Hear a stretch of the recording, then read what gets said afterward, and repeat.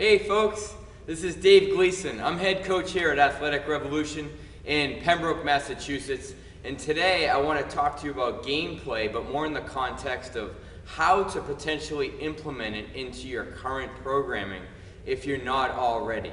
There's a lot of room and a lot of variance with this, so I want to try to nail this down a little bit for you. So hopefully it will help you expand your programming and make it all that much better. The first thing I'm going to talk about is non-specific warm-up.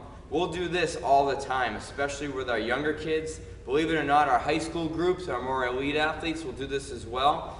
Think about it, after a long day at school, sitting and trying to focus with no outlet really for any physical activity or outlet to just let it all out, sometimes it's great just to come in and play, uncoached.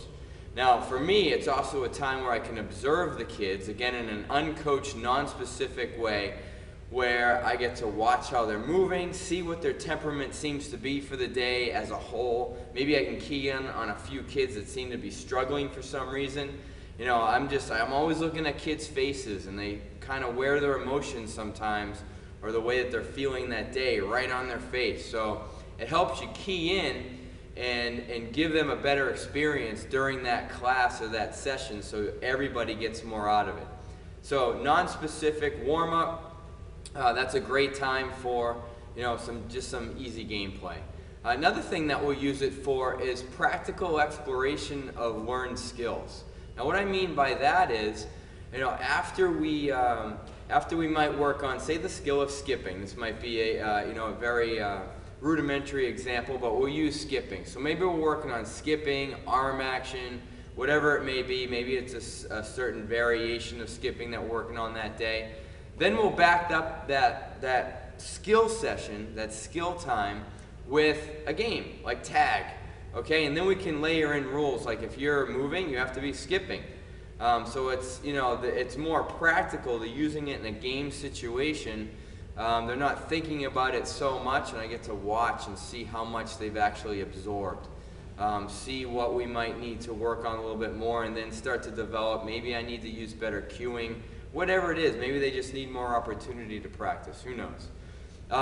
Specific application of learned skills, or specific exploration of learned skills, things that we've been going over. Now, what do I mean by that? In the context of what we do here, we might play a game. Let's just use dodgeball, for instance, again.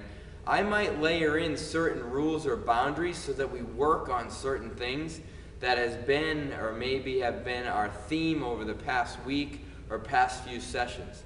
Let's say that we've been working on athletic stance and deceleration. Well, I'm going to talk about that in the context of that game so that it's a little bit more specific. And I'll specifically layer in some boundaries or rules that makes them utilize those two things. So maybe we'll play dodgeball and there's no blocking or catching the ball. That changes the game tremendously.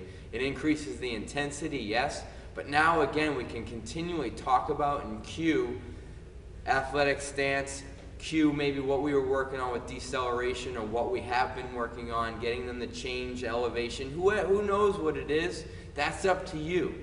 That's up to you in terms of where you are in your programming, where your kids are in the context of your programming. So there's 3 spots. We might use it at the end of the day. We might use gameplay at the end of the day simply as a reward for a job, a great job.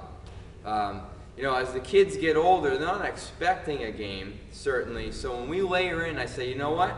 Let's put all the stuff away, or let's everybody get a drink, take a break, then we're going to play. They light up, okay? Especially when I say I'm really proud of you guys for the focus that you put in for the last 45 minutes. We're just going to let loose and play just to have fun at the end, okay? And that word fun is a segue into the last reasoning, if you will, on implementing gameplay into programming. It's fun. It's absolutely fun. Sometimes you just need to do things because it's fun. So surprise your kids every now and then. In the middle of a session, if things are going well, especially, I shouldn't say especially, I'll tell you why in a second. If they're going well, reward them right there and then. You guys, guess what? Let's just take a break, let's just have some fun. Now let's say the session isn't going well. Let's say it's a week of standardized testing for your kids and they're just gassed mentally, psychologically, emotionally, any way that you can think about it. They're tired, they're malnourished, they've been up all night studying, session's not going well. Play and have fun with your kids. That's why they're there. Yeah, they're there to get, they increase all their biomotors and all this stuff. We all know that. Have fun. Let them have fun. Let them experience how fun activity is. Okay? I hope this gives you some insight on how you can either further implement or start to implement gameplay into your sessions. Whether you're working with 6-year-olds or 18-year-olds, I'm telling you, it works. It works, it works, it works. So, I hope you can take some of this information, bring it back, put it right in, or increase what you're doing now. I know that you're out there working hard. I appreciate that. We need as many warriors in this field as we can get to help do right by the kids that are in our community. So with that, I thank you. Thank you for watching the short video, and we'll be back soon. All right? Thanks so much. Take care.